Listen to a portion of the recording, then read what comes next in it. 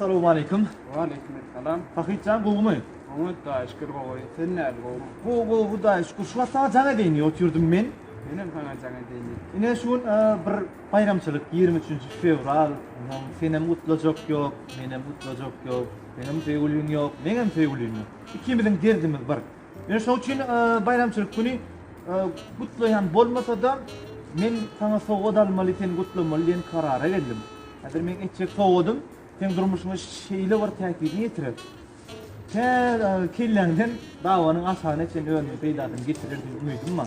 Son için men adımdan soğuğu bir kabul etsen, eğer mümkün olsa şu acayip şampiyonu men sana soğuğu dediyen bayramın bilen